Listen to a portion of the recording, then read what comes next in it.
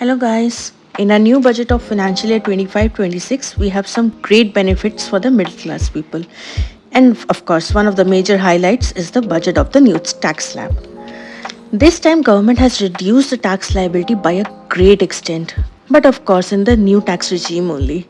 There has not been any revision done to the old tax regime, but it is not discontinued. So if someone still wants to opt for it, he can go for it. But the benefit of the new tax regime would surely encourage people to start adopting the new tax regime. Let's walk you through the slab rates and how they would benefit us. First, let's have a look on the old slab, in which there was nil tax payable up to rupees 3 lakh. Then there was a 5% tax on rupees 3 lakh to 7 lakh, 10% from 7 lakh to 10 lakh, 15% from 10 lakh to 12 lakh, 20% from 12 to 15 lakh, and 30% above 15 lakh rupees.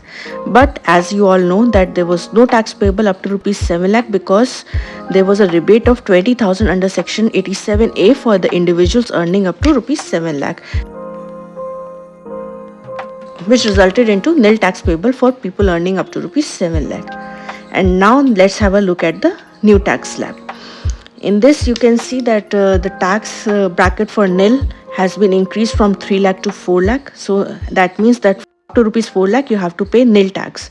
From 4 lakh to 8 lakh you have to pay 5%. From 8 lakh to 12 lakh there is 10% tax slab. From 12 to 16 lakh it is 15%. From 16 to 20 it is 20%.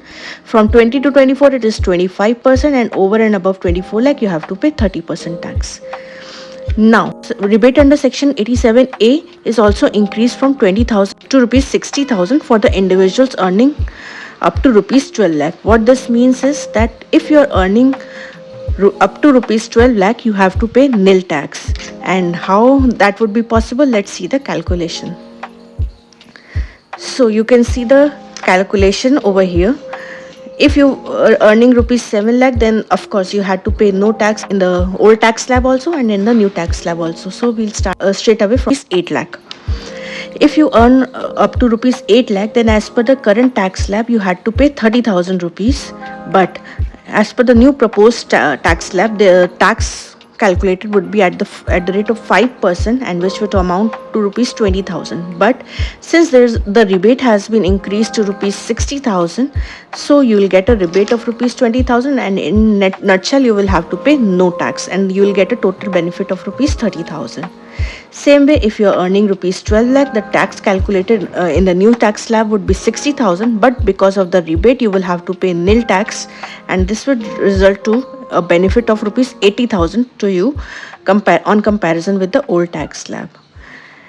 Same way, you can see if you're earning rupees 16 lakh, you'll have to pay a total tax of 1,20,000, whereas in the old slab you had to pay rupees 1,70,000. This will result to a benefit of rupees 50,000 in the new tax slab.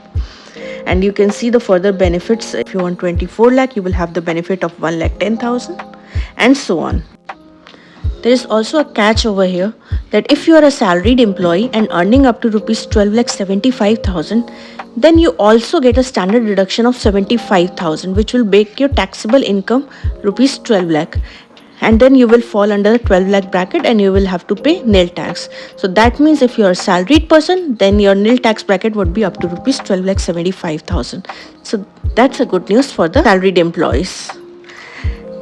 Here on the last screen, you can see the comparison between the new slab and the old slab and clearly see how beneficial that is. Hope you like our video. If you really like it, please press the like icon and share it with your friends and colleagues. And do comment in the comment section and subscribe to our channel. Bye-bye.